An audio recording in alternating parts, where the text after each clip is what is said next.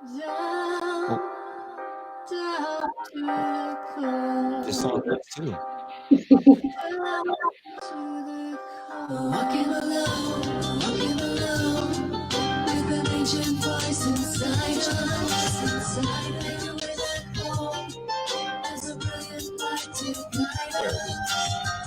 Sometimes it feels like we're stumbling in the dark, and we're constantly gonna break. Seems like the world's on fire, we're down to the wire. All right, we are live. Finally, Kirrily, welcome to my show in the green room. Hi, Jeff. Hey, so I was saying beforehand that I've learned a lot of things about you, and I want to just get right into it. First, your music, this record, this song that I was just playing is off of, is this your latest thing that you were doing in songwriting that I was just playing? No, I recorded that a couple of years ago, and because I was mentioning to you, I took a little while off of music, and I'm getting back to it, and a lot of songs unrecorded that I want to get into the studio and you know, just bring them to life. I want to play something else because I came out and listened to you play, what was it, 5 or 6 years ago now, and you were doing acoustic stuff, and for some reason, just recently when I'm going back and listening to your music, and I listened to this song, this isn't the kind of stuff that I was thinking I would hear from you. This one here.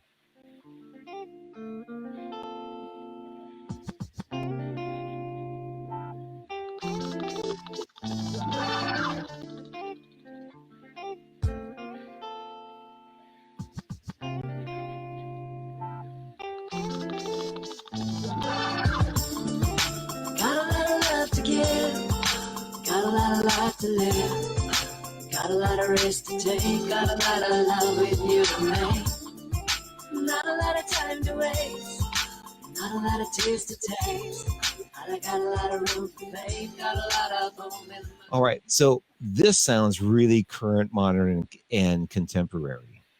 Is that sort of where your focus is right now? And excuse me for just, I'm giving you lots of things to choose from to talk about.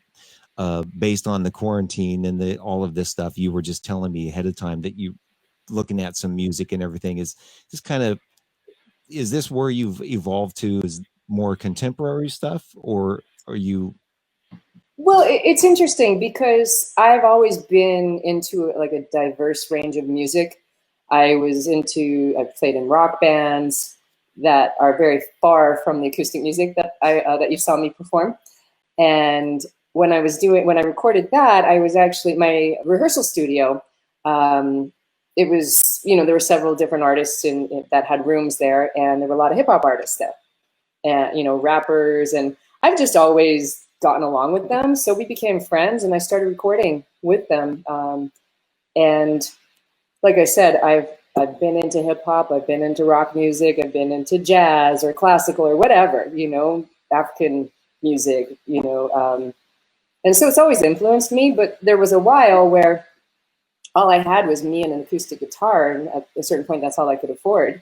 So I really learned how to play acoustic guitar, and I wrote a lot of songs on acoustic and started performing them. And I have my Canadian roots, you know, the good old Sarah McLachlan folk background, and love Sinead O'Connor and stuff like that. So I started performing live with just me and my acoustic guitar and not much of a band. But I've always really been into beats and really into percussion. I've actually I used to take African drumming and gone to school for drum music as well. I was noticing in your background here that you joined a West African percussion ensemble in New York City. Yeah. And that would be something that would be an influence in what you were just saying. Absolutely. And that was one of the most amazing experiences. And I actually found some West African teachers here, which at Motherland Music, who are amazing. But you learn polyrhythms, so you've got so many different parts, and just trying to keep the beat on the one is a challenge. And you're just like, oh my God, I'm lost in this swirl. So even the most experienced people just feel humbled by the whole thing. So yeah, that was really, it taught me a ton. It influenced my music and my tastes. So now I want to jump into a little bit. So you're working, well, also you've gotten a little busy lately. I want to kind of give people an overview of how I know you. I didn't meet you Sure. first as a musician. I met you first as a spiritual medium, I think is what we've sort of talked about. And you do these sessions where you channel and help people. You're clairvoyant. Um, and as I've now learned and been reading about, you have a website called thehealingorchid.com, and that's up here, that tells a little bit more about what you do. And um, that's how I met you. And I've known you and talked to you many times from that aspect of what you do in healing people. And why I want to bring this up now is in these last 8 or 9 weeks, I because you're sensitive to all of those things, have you felt the energy from everybody? Has it weighed on you a little bit, or how have you been managing that? And I'm sure a lot of people are trying to reach out to you for help. Yeah, it's been a very interesting time because, I mean, myself included, I think the world was running at such a pace of that was exhausting, that has forced everyone to slow down. And it's a mix of, and I've talked to a lot of people who are going through so many different emotions around it. It's the sadness and the compassion for the people who are suffering, and the relief at being able to just finally press pause in life and reflect and to catch their breath and to make some changes and to open their hearts and to love. And also the couples who are quarantined together going crazy with each other and not knowing how to manage that. It's like, oh my God, I need my own space. So there's so much occurring. I have been incredibly, yes, I'm very empathic. So I was feeling the anxiety of the world. It was a little hard for me to be too caught in the news, knowing how much fear mongering was going on as well, how much media hype and sensationalism, and just utilizing it for, not to get too political, but to control and manipulate people and breed fear. So I was like, well, I want to know what's going on, and I also don't want to be taking too much of that in and just being available to help people. So I've had the opportunity to help some people who had COVID, and felt the consciousness of it. And because it's more than just a virus. If you think about it, yeah, it's invisible, but it has a consciousness. It's very intelligent. It spreads and it blocks people's third eye, and it can wrap around them. So I was a little shocked to actually, because when I work with people as a healer, I work on a very, very deep level, and I connect with their consciousness. So I was actually able to feel the vibration and the intelligence and how it would get rooted into them, and the control and manipulation of the actual virus, which blew my mind. I wasn't expecting that. On the other hand, so I'd have to also keep my vibration as high as I could, and it's helped me to clear out a lot of my lower negative energies. Anything that's residual, it's always this cleansing and evolution of self. And I live in Point Dume in Malibu, and next to the nature preserve. So I've been incredibly blessed to be quarantined here. I think, I'm grateful every day, but I've got a ton of birds and wildlife and dolphins and whales, and I had a flock of 70 wild parrots in my tree the other morning, which was just wild, so I've had a chance to actually slow down and take all of that in and just really be in a state of gratitude, and then help, be available for other people who are going through a myriad of experiences, both emotionally. I think it's bringing up a lot for people from their core. Some people who have been frontline workers, nurses who have contracted it, and I've got the chance to help them recover emotionally once they're, on the other side of it.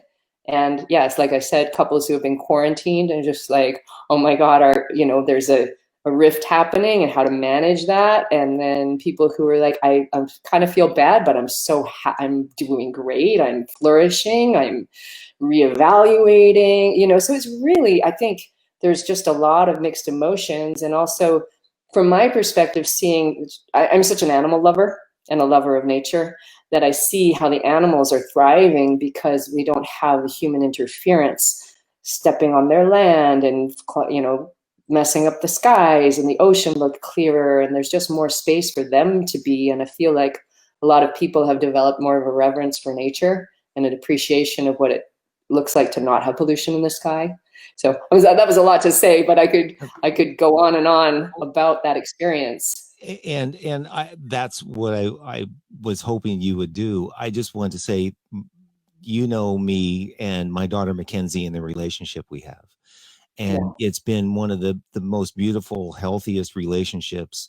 However, we actually had a blowout last week, and I raised my voice to a level that I've never done, and it scared her because I've never raised my voice with her, and she was scared. And finally, when we both sort of calmed down, and I realized, because of the stuff that's happening, and you were explaining, when people are together and we're feeling all of this stuff.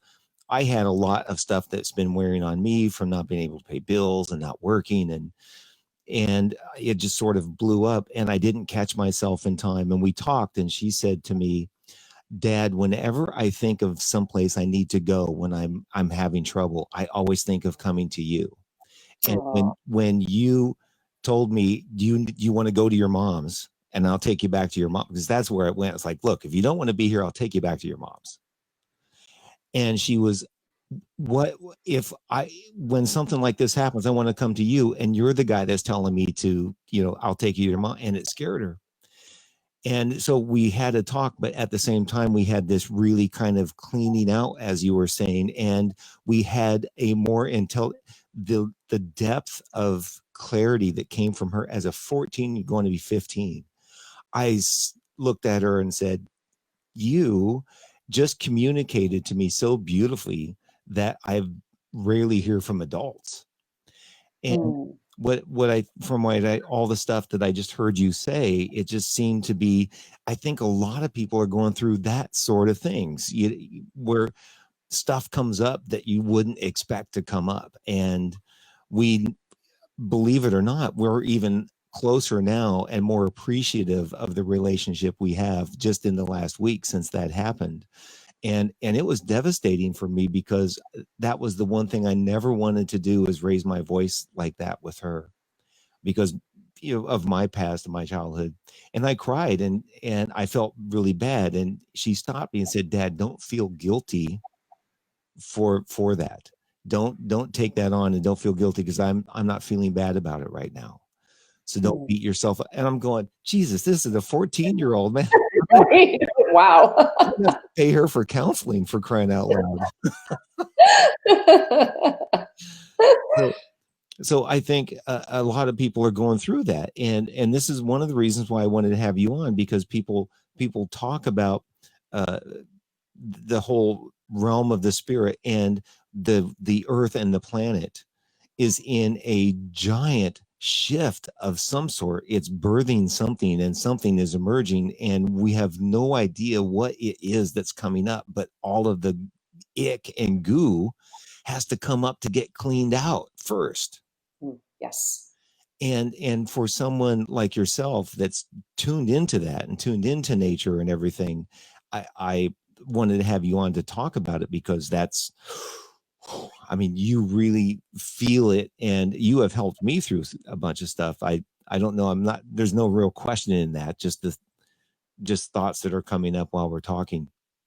And knowing that you have a lot of experience in all of that. And if people go to your website, thehealingorchid.com, they can see all of the stuff that you've been through and this is what I want to, you can grab anything out of all of this you want, but the fact that you were born in the outback in Australia, I mean, like, what? That was the one thing that kind of got me. I thought you were this cute girl that was born and raised in Vancouver, and no, you had all kinds of stuff before then. Oh yeah.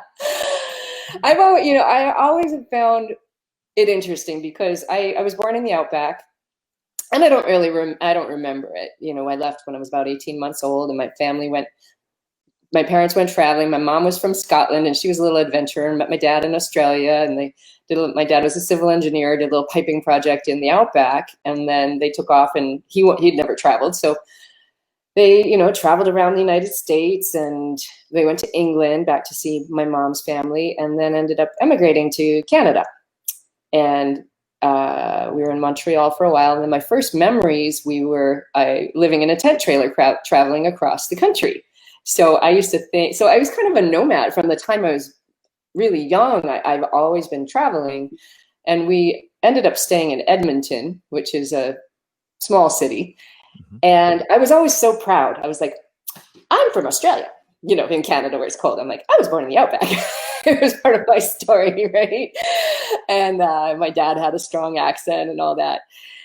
And as I got older, I thought it was very interesting because it was an important part of my identity, and my name's Australian. Nobody has my name. And I realized later that the Aborigines have the dreamtime energy and the telepathic energy. And I was the only baby in the hospital. There was no electrical interference. They call it the door to the true outback. Like after that town, there's nothing. You are in the middle of nowhere, might as well go on a walkabout.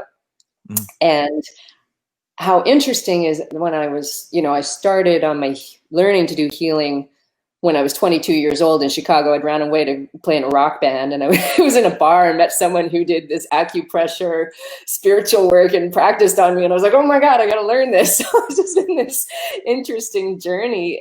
But it was so my path. And then I thought suddenly when I was 36, I had never been able to see my future beyond 36 years old. And I was like, am I going to die? Like it just stopped. And I had this radical change where someone attuned me or initiated me to do a certain type of healing called Taramai. And all of a sudden I was channeling dead people and angels and spirits. And they didn't tell me, it was just random. Like if someone's like, oh, you want to come over on Tuesday at noon? This guy, he wants to attune me for this thing. I'm like, okay. I felt called to go. And I didn't know my whole life was going to change. So all of a sudden there's one of the, what they call one of the elements, the air element that can make you a bridge to the other side. But I wasn't really forewarned about that. So all of a sudden my psychic channels just blew wide open and things were coming through me. I was hearing what people are like, do you hear voices? I'm like, absolutely, all the time. So I became clairaudient. Well, I'm fascinated by this. So what was it? Did you sit down and did he guide you to think about something, or what was the process? No, it's initiation process. I don't like the word initiation because it can sound kind of dark. An attunement, and I've actually been taught to be a master now, and I can pass on the attunements to people. So I do that as well as an instructor. But it was developed by a woman named Kathleen Milner, this interesting lady. I spent a week with her out in West Virginia a couple of years ago, and she initiated me on higher levels. There's this beautiful, beautiful kind energy. But no, he just did the process and, like, okay, I'll take some notes and explained it. But we were there for a couple of hours. He removed some stuff. There was a massive rainstorm and a flood. It was very, very dramatic. But I went home with my, my notes scratched, scribbled in purple pen, and I never looked at them again. And all of a sudden it's kind of a funny story. I was sitting there in my special meditation chair, and I was doing a little exercise from a book that's like 100 ways. It was an exercise. You write down 100 ways you can make more money. And so down around number 57, I think it was, I wrote, read tarot cards. And my mom, it was like, yeah, get a job here, do this, do that, and the next thing, and then read tarot cards. And my mom had given me a box of tarot cards 10 years before that I'd been carting around, and I never opened because I was intimidated by them, but I thought they were really cool. And all of a sudden, I was sitting there, and I heard this voice. It was literally like there was no one home, and it was a voice outside of me. It was not my imagination, and it said, read the tarot. And I was like, oh my God, I think God just told me to read the tarot. And I wasn't really I wasn't religious or into God or anything. I was just like, something just talked to me. So I got the box and I opened it and I started learning from the beginner guide, just like, okay, here's how you pull a couple of cards. And I do readings for people. And I guess they were so accurate that next thing I knew, their friend would call me half an hour later. And that just kept happening. And I would be doing healing. I'd learned to be a healer, but I wasn't a clairvoyant. So I'd be doing healings on people, and all of a sudden I just would hear these voices, and these channeled messages would start coming through me, or I'd see visions and I'd start telling them about it, and it just started coming out. And so it was this process, it was just an organic process. I wasn't looking for training or anything like that. It just happened. So it was clearly my path or my destiny or whatever. And I was at Agape. Well, that's how you know Christina and how we sort of met. And I was sitting next to this guy, and I could feel that he had a lot of sadness. And I said, I just feel like I'm supposed to put my hands on your heart chakra. Is that okay? Would you like a healing? I do this Taramai. It's kind of like Reiki, but we use 4 elements. It's beautiful energy work. And he said, yes. And I was working on him for a little while. And he said his wife had died 7 weeks earlier, who was his soulmate. Like, they were just absolutely in love. It was very heartbreaking. And then it was over there. So we were heading out, and once again, another rainstorm. So we're like, oh my God, do you want to go sit in the car? And while I was sitting there with him, this is the first time this happened, she showed up and started talking to him through me. And so there's this storm coming down, and I'm talking and I'm crying and he's crying, and she's like, the script is up in the cupboard, and telling him all these things. I didn't know him, things I would never have known. It was almost like Whoopi Goldberg in the movie Ghost from many, many years ago. And those things started happening. And then angels would talk through me or sing through me. And it's just been this bizarre ride. Can I, when it first started happening, was it scary, or did anything ever come that would cause you to feel apprehensive, or did? Absolutely. It was actually very confusing.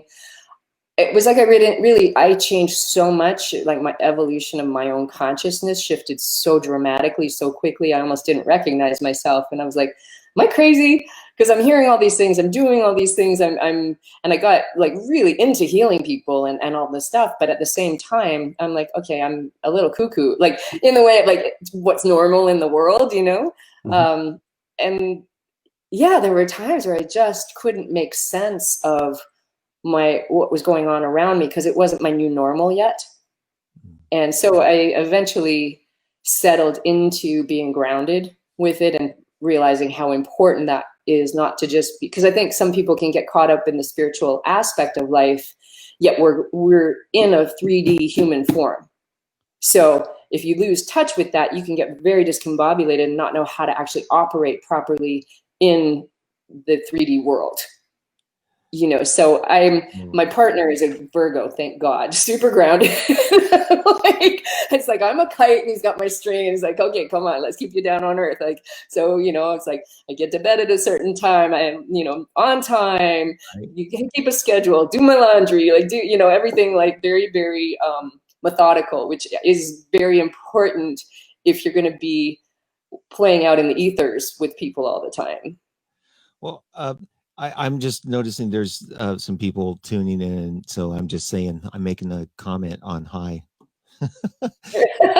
So, well, when the voices come, so let's say you're working with me, which you've done.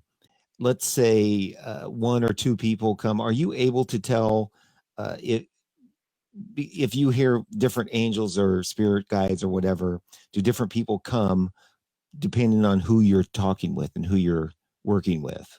And are you able to shut out the people that are not involved? Yeah, so that's actually it's a good question and an interesting process, because people ask me, are you channeling a being? And when I do a reading for people, no, I'm not. Because yes, like I said, I can channel angels, and they're very kind and they're very cute, and they have a specific tonality. I know their energy, I can feel them, and I know that's what it is, and that's what I'm calling on. And I actually let them sing through me, which is profound. It comes in this very interesting non-human languaging. And so, their vibration is so kind.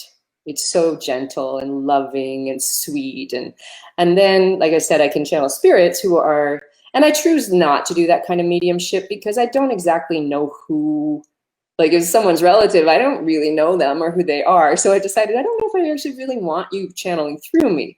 But I've also had an opportunity to have, and I'll finish answering your question, but like I had someone, I was working with a family pretty regularly, going to their home, and one of the brothers, and they'd had a lot of death in their family, but he had an appointment with me at 5, but he actually had a heart attack and hit a tree and died at noon. And, but he still, or I think his appointment was at 4, but he still showed up for his appointment. And so he started coming through and talking to me and talking to his, was it his sister? Yeah, at the time, but it was, so we got to know what was going on, and then he was able to make peace with his fiance. Oh no, it was his girlfriend, and he was able to actually ask her to marry him through me. I was like down on one knee. I got to help his daughter, like talk to his daughter and everybody, so that they could, and they're like, oh my God, that's his jokes. That's his sense of humor. That's his everything, things I wouldn't have known. So that's been really just, sorry, I'm getting a little teary, like rewarding and unbelievable. Like, is this a movie? Is this really happening? Is this really me? Why me? You know? So I've had those amazing experiences. And on the other hand, sometimes I'm like, I get drained. So that's a little more, because it wasn't trained, it just sort of happened. But when I do readings, like when I do with you, I use a technique I learned through something called theta healing, which has been taught me to transform the human, like the subconscious, and make radical changes. But one of the things I do is a reading. So I like to just call on, whether you want to call it God, spirit, the divine intelligence, the all. I like the divine intelligence, but it's just that intelligence that's a lot smarter than we are and knows a lot more, you know? So I'll connect with the person's energy field. I always ask for that. And then I go through a process where I just call on that highest energy. I don't call on a spirit, and it's just messages that are channeled through me. So it's almost like streaming. You know, I just start to speak. So it's not my opinion. It's not, I don't hear something and try to make sense of it or see something. It's not like someone who's a psychic, like, oh, I see this, and in 6 months you're going to be that. It's literally moment to moment, almost like I'm surfing, and I'm just like riding the wave, and the words are coming through me. And at first when I started doing it, it was sort of very herky-jerky. I'd be like, you know, I was not smooth or graceful about it at all, because I didn't know how to just trust and let it flow. And so now I just allow it to come through me, and I'm listening for the first time. I'm hearing it for the first time, moment to moment, as I'm speaking it, as if I'm you, like listening. Also, it just happens to be coming through my voice. So the cadence of my voice will kind of change, but I don't, you know, some people like go into trance or whatever. I'm just kind of hanging out and let it happen. It's kind of, some people like it's like a gift. I haven't been able to quite make sense of how I was able to develop that, but it just through hundreds and hundreds of readings with people, it just happened, you know, got to that point where it's natural now. But yeah, I could call on someone's, you know, their relatives or ancestors or spirit guides and stuff. But generally speaking, I think I find the most accuracy when I just go to the highest energy possible and just come clean from that fabric of existence, fabric of intelligence, and allow it to speak. Well, this brings up a lot of, I have so many questions around all of this, and I know there are others too that think about this stuff in the multidimensional world. You know, we're physical beings, but there's also all these other layers, and you know, the fifth dimension, you know, is just for lack of a term, but when all of this started happening to you, and then you started learning and developing a sense of how to, and this is my question, I think you may have even already answered this, but when there are things that don't want to come in, or you don't want to let in, like when you sense something really negative, and how do you tune that out? And or do you have guides that protect you? I do have guides that protect me. I usually call on angels to protect me every day. I call on ascended masters. And yeah, I can feel dark energies, and I can feel voices. I'm like, yeah, I don't know you. What is that? Like it's someone, it's an energy, and you're like, that doesn't feel right or not familiar. So there's my guides and things. Sometimes I'm like, oh, shh, stop talking. Shh. You know, I don't want to hear you right now. Because I'm like, I'm brushing my teeth, I'm driving, I'm like, I don't need the narrative, you know? But it's familiar. So there's trust there. I have someone who really helped me a lot. He's a gentleman who's been doing very, very well trained and been doing this psychic stuff for 25, 30 years. And he's taught me to turn down my telepath channels and, you know, just like, oh, turn the radio dial down or turn the volume down. I don't need to hear this right now.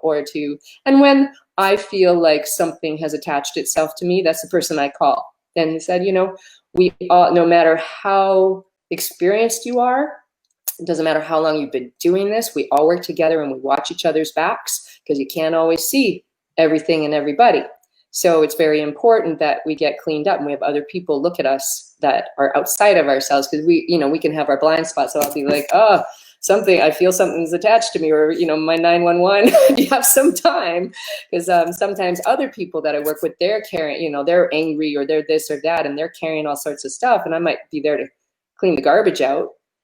And he always told me as well, which I love, which is very humbling, and it keeps you in this business. It's super important to be humble, because there are energies and entities that can take people over because they give them power and they encourage them, like, oh yeah, when I work with you, oh my God, I feel powerful. And it can go to the ego really quickly, very easily. And so this person, Michael, he always said to me, you know, we are but humble janitors. We're here to clean people up. As soon as you forget that, you're done. Mm. And I was like, wow, I've always taken that very seriously, because you cannot let your ego, it would be so easy to let your ego run wild, because people are like, oh my God, how do you do that? This, that, and the next thing.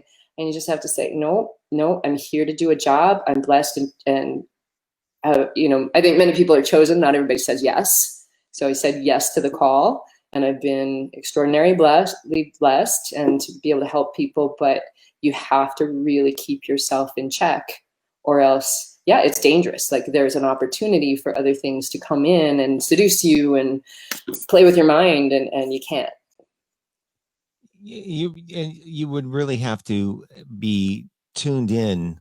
I mean, how tuned in? How long did it take you to be able to tune in enough to recognize, all right, this isn't good for me, or, oh, this really is somebody else that's attached to me, or because, for example, sometimes I'll start feeling really funky, and I'll say to myself, is this really me, or am I feeling somebody else's energy? How is it that you are able to discern the difference between someone else's energy or something else between yourself, whether it's them or you? Can you still hear me? I think in the early times of me doing this, it was kind of just a free for all, because I didn't have anyone guiding me or training me in particular. It just all happened. And I was kind of really naive in a lot of ways. Like, it was sort of like I was a child in a lion's den going, nice kitty, not having any idea of like how gnarly spirits can be. Because I have to say, I'm a nice little Canadian that grew up in a small town and didn't really, I mean, I've seen some things, but I had this sort of innate sense of trust. And I was like, whoa, I've seen some really dark energies that are frightening, that are also running rampant on the planet. So in the beginning, I would let anything in. I didn't realize I had to protect myself. I didn't realize that things were manipulative and whatever. And until I got kind of beat up and there were some energies attached to me and I wasn't acting like myself. And then I had one of my friends who, you know, got one of their shaman, his name Pathfinder, that cleaned me up. And then I had someone else, Michael Bates, clean me up. And, you know, I didn't know. I was just young and inexperienced and naive. So I kind of got my ass kicked a little bit. Kind of got my ass handed to me in a few ways, you know, like, oh, and I got some mentorship to help me start to discern, so I could recognize, like, oh, you know what, that doesn't feel good. That doesn't feel right. I don't know you. You know, I don't feel like I'm acting like myself. This doesn't feel like me. And just knowing that there's a certain things that I do and that I have worked on mastering as to the best of my ability and continue to, and to know that there's many, many paths and they're not all mine to take. And so I stick to what I know. I stick to what I trust. And when I work with people, I know I have a specific method of calling on things, and I choose not to allow those other things in. Like, if it's a weird thought or whatever, I'm like, that just doesn't, it's not a think or what I'm committed to. So yeah, it took time, and it was definitely trial and error. And I'm sure there's a few people who think I'm really weird and maybe a little crazy. Like, I've said some things, I've done some things where I was like, oh, okay, that was interesting. Oops. You know, and on the other hand, you know, I made mistakes along the way, and I'm sure there's a few people that don't like me also, because sometimes I confront, you know, it's confronting, or I've had to, like my boyfriend.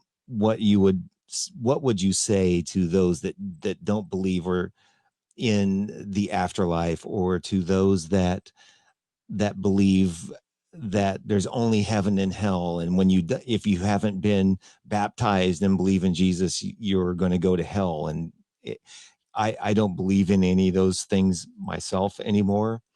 And I just want to share something that I had when I was a nightmare I used to have for as long as I can remember when I was young, was that I was about to be burned, and I was going to be some beings had me they were going to set me on the stove, and all I could see was this big flame, and they were going to sit me down on this stove.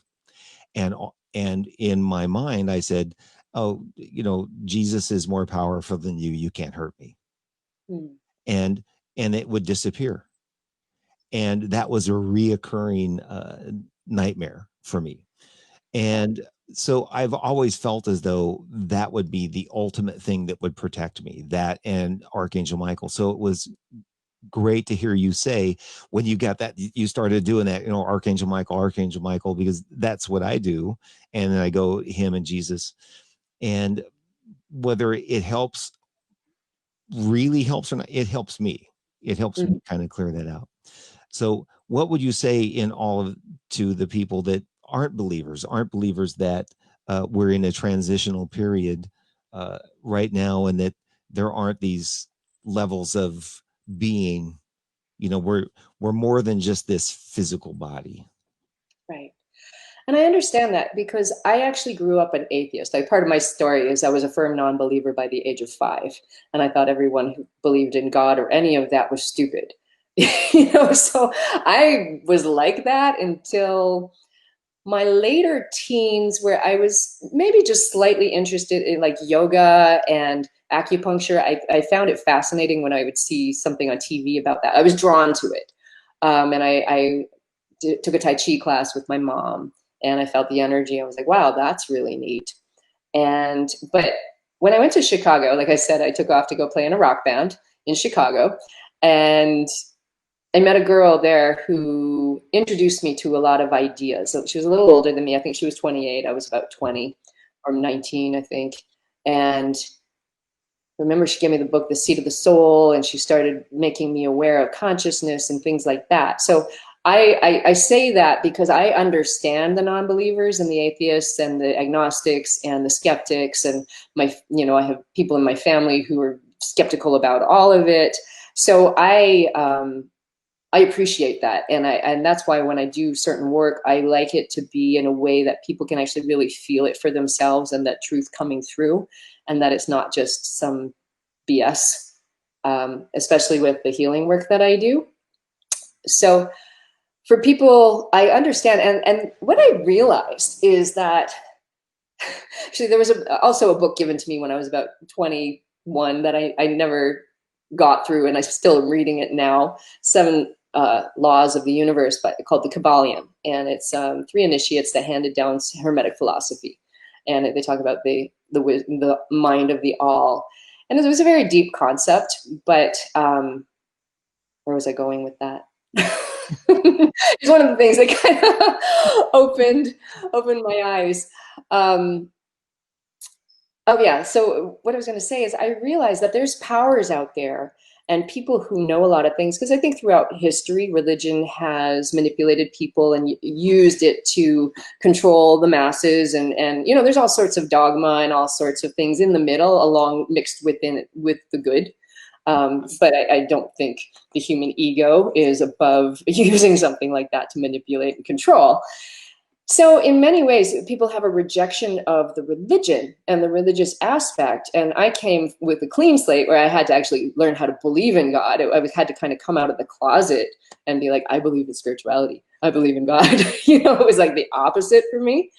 And spirituality, it hit me over the head. When I was about 21 or 22, I started just seeing things or hearing things, or coincidences were happening. And I was like just randomly out of the blue. And like when I said I was in Chicago and I started going to this occult bookstore, and I would think of something, it would happen. Or I would think of someone I never thought of, and the phone would ring. And I was afraid of that. And I something negative.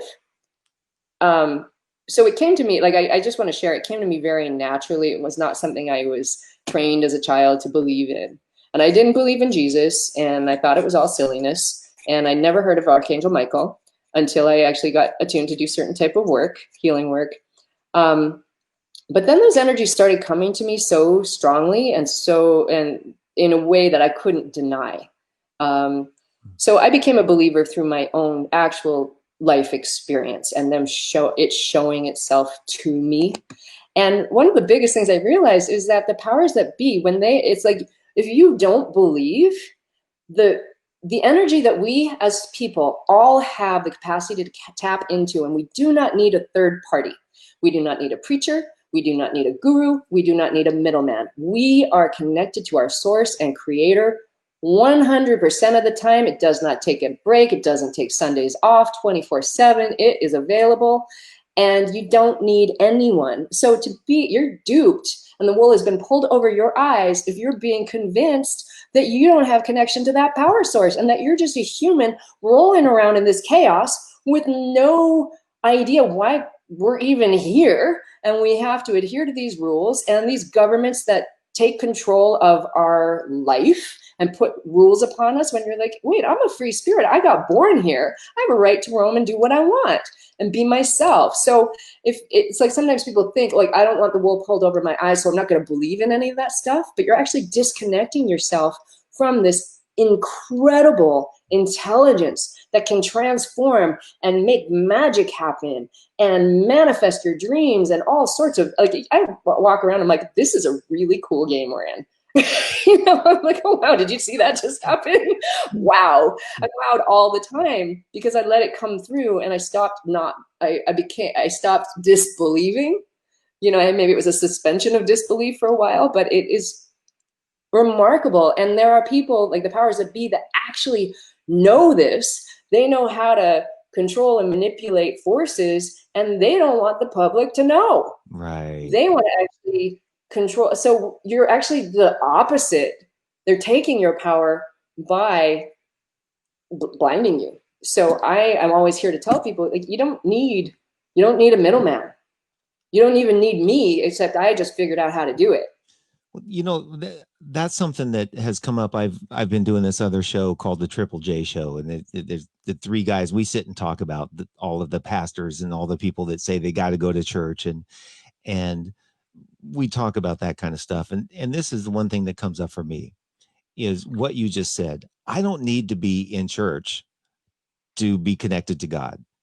I can be connected anywhere I am, and church is just a tool to join together in others and try to have a community of it. But it's not, I don't need church to get connected.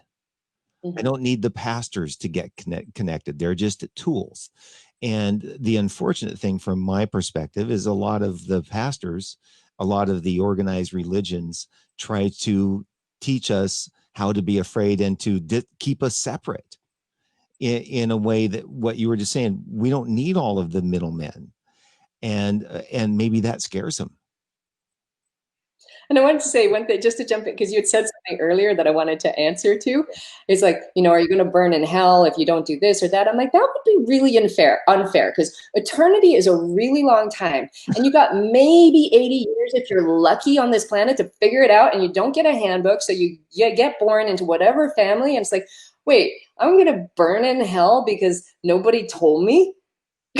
You know, or nobody did this. Like, that's not fair. And I'm like, that's not a very nice God. And I think God's really nice. So I don't buy into that. And I just like, how can you 80 years if you're lucky? What if you're 5, you know, and your parents didn't do it right for you? You're going to go burn in hell? Like, I mean, that's ridiculous. Right. So just putting perspective, that's my feeling about that. I'm like, that's just totally unfair. Oh man. I was born in Nebraska, and part of I've been like angry most of my life, and I've struggled with anger, and I swear I'm blaming my parents. I'm blaming because the minute I popped out of I blamed God because it's your fault, because the minute I popped out of the womb, I said, Nebraska, what the hell? And you know, and I've just been angry ever since. Yeah. So, um, uh, yeah, I mean that in all jokingly. In all honesty, as I look back, all of that has led me to where I am now and the kind of belief system I have now, because I can see the illusion that I was born into. You know, it really is an illusion of all the, you know, you're going to burn in hell stuff, and just all the stuff that I grew up with in the Midwest. So I'm happy to be out of that. And then we're at, it's 3:00. I don't want to keep you a whole lot longer. And this is what I want to know. I know that the video has been sort of messing up. The audio is still clear and crystal, as far as I can tell. Audio never messes up, but the video does. So what I'm going to attempt to do when we finish this is I'm going to go in and clean it up and make sure that it can be listened to no matter what, and fix whatever video we can. And maybe some sort of like weird entity jumped in. We're not going to let her talk about this. Yeah, I think we're pretty clean. Did some meditation earlier. Oh man. But when I feel like, if you want to take a minute, I always get this, like I feel this when something wants to channel through me and wants to speak. Yeah. I can feel a message coming. Okay. Let's do and it. sometimes I'll be like, message for you if you want to hear it. But I just thought I'll just see what wants to be spoken right now. Okay. Okay. It is important to understand that there's, can you hear me? Yes. Can you hear me okay? Yes. Okay. It is important to understand that there is love abounding in the vibration of the world currently in a way that it has not in the past.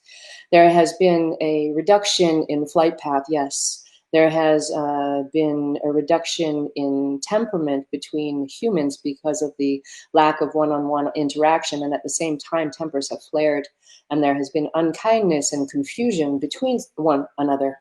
It is uncharted territory for the human consciousness currently.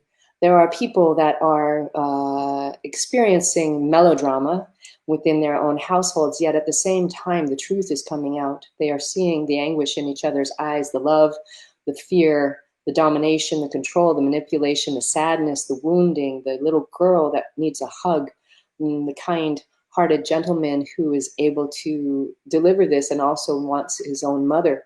The fear of what is going to happen. Is there going to be a mass economic meltdown? Is the Dow Jones going to drop any further? Am I going to lose everything I ever wanted? What does this all mean? Why am I here? What is this? And so knowing that this is happening everywhere has allowed everyone to start to crack open their heart. And this is what is phenomenal. It is an opportunity to feel things that people have never felt before. And so there is an opportunity to connect with your brother and kin, to have these Zoom calls that are so wildly popular now. It is a chance to stop and to reconsider who you are and why you have come here. What is your soul purpose? If the COVID-19 has come for you in short order, what is it that you want to complete? What is it that you want to say? Who do you want to know yourself as? Is it your grandmother that you want to say, I love you to? Or I am sorry, I have an apology from the time I was 8 years old that I've been carrying around my chest like a weight like a noose, like the albatross. And so it is that this is being relieved and the tears are flowing and the rage that is inside is being released. And yes, it is also that there are many racially oriented attacks that are being witnessed now. It is that the camera is so readily available that no one can hide their predatory instincts and their unkind acts toward humanity. And so as much as there is rioting, as much as there is pain and anger, it is also that there is an opportunity to end this chaos and to take responsibility, to show the world, to the world, what it is as reflection, and that the animals have an opportunity to breathe and to live again and to think that maybe it's time to stop polluting the oceans, for they are subject to their environment in a way that we are not. If we pollute the oceans, if the humans dump and continue to dump, they cannot escape. It is the air that they breathe and they must suffer through it. And they are our friends that feed us. And balance, the aquatic world is necessary for the balance of the terrestrial world, for the terrain. You cannot, as a human consciousness and a species, continue in the fashion that you have and expect to survive, expect to thrive, and that your children and grandchildren will have an opportunity to have clean air to breathe. It cannot happen that way. And so there's this pause in awareness and a speechlessness, a profound combustion of soul. The cracks are deep, cavernous. And so it is time for a reckoning, for an awakening. And the sadness is the turning point, the junction. This is where the heart begins to open. This is where one begins to feel. And beneath the sadness, when the tears are shed and the light is shining, there is joy. But most importantly, there is love. That is where the love resides. And that is where the key to happiness is, to the key to comfort, to soul excursion, to sharing, to loving, to holding open space for those around us who are suffering, for there is no need to dominate, to control, to stamp out another's life in order that yours may thrive. It is not so. We can all live in harmony together. We can help each other build a better world. It is not necessary to have the control of the politicians in such a way that they are not held accountable for their actions. It is not to say one leader or another is wrong or right. It is a mass consciousness, and it has acted as if this is the only way for so long, but there's a new way of existing, of self-regulatory manner that will help people come to terms with who they are and why they are here and what they want to bring. For if you are not in service of your soul and something that is so much more expansive than you allow yourself to feel, there will never be peace within you. It is that the writer must write, and the mother must bear children. The architect must build a building and design, and so too must the scientist experiment and find new remedies and to understand ancient wisdom, and so the mystics speak. And when this calling is wanting to come through, it is the only thing that gives life its purpose. And for you are all divine souls with a divine calling, and the separation of self occurs upon birth. It is a few years where a baby and a child, an infant, knows itself, and then it becomes a memory, a distant past, and then it becomes a fairy tale, an illusion, and then the hardness of existence sets in. And so it is seeming it is as if it is the earth's crust of rock, knowing that there's molten lava beneath that holds this beautiful awareness, the love, the intelligence. And so it is that upon the isles of Hawaii, Pele exists and allows the intelligence of the lava to flow and to exude itself into the atmosphere and to land on the people. This is there, but it is not always recognizable. It is as if it is Braille to someone who is not blind and does not read Braille with their fingertips. They cannot understand the message. And so it is now that there are people who are awakening, who are understanding the messages of the cosmic intelligence, if you would like to call it that, without being able to hear necessarily the English vocalization that you are experiencing right now, but to actually have it felt and to be known inside and to make changes. But most importantly, it is to love one another and to feel this vibration of love. It is, yes, access through the sadness, and often the sadness is access through the pain and the anger and the blame and the shame and the hate and the confusion, the wounding, the trauma of the soul that is experienced as human. And so now it is time to wake up, to stop blinding one's own self to the truth and allow this blindfold to be taken off. It is frightening for some because they are feeling more safe in the arms of others, guiding them with their own eyes rather than to trust their own truth and their own vision. And so it is awareness that is being given unto people. It is time for the eyes to open, for the third eye to open, for wisdom to shine, and for love to prevail. It is time.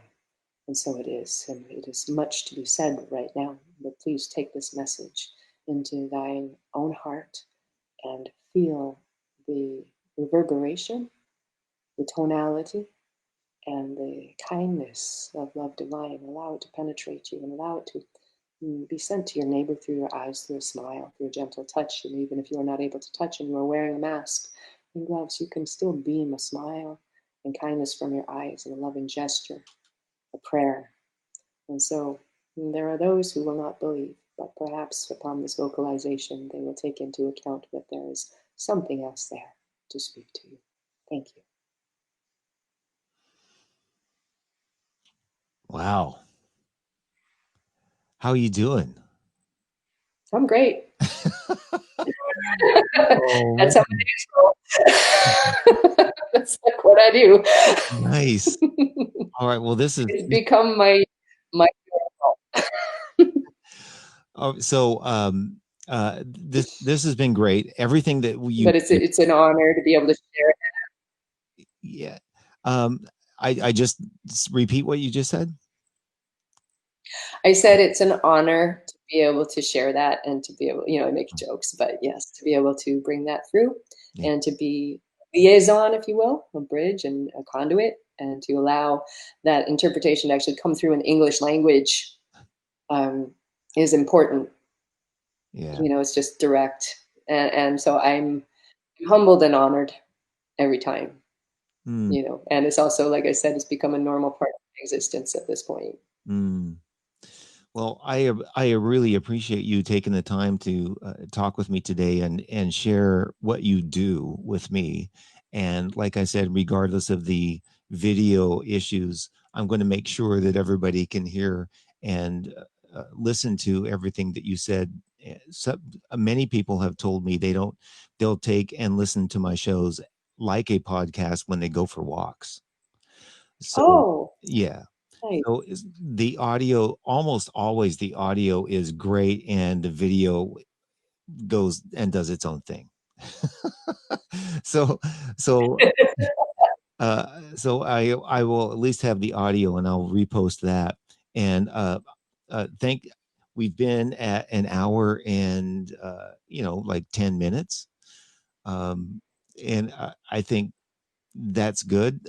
I know that you were tired. You've been doing a lot of stuff these last couple of days, but you're going to start doing some more songwriting now? Yeah, I'm really had to, I help everybody else with their path, and I'm like, I need to get back to mine, which is, what my divine calling is and what love, like where I feel energized and alive. And yeah, that's singing and writing, songwriting and being a storyteller. So I'm really, this quarantine has actually gotten me back to doing what I feel like I set out on my journey to do in the first place many years ago. And, learning to be a healer and to channel, bring those energies through have only fueled that. And I'm excited to see, I've changed so much. I'm excited to see where it goes now. So it's been a huge blessing. And I want to say that I really appreciate being on here today. And yes, like I said, I was tired. I worked back to back yesterday, and by the end, I was like, oh my God, I'm pooped. I need to rest, but I spent half the day just chilling. Yeah. So I'm it was great to be on here and to talk and to share, and I appreciate you asking me. Yeah, thanks, Kirrily. I'm going to close the show, and I'm going to play one of your songs again. This one, I really like this song, so I'm going to play this song and then take it out, and then I'll work on the audio and video after we close up. Okay, thank you so much, Jeff. Thank you, Kirrily. This is a great song. Thank you. Got a lot of love to give, got a lot of life to live, got a lot of risks to take, got a lot of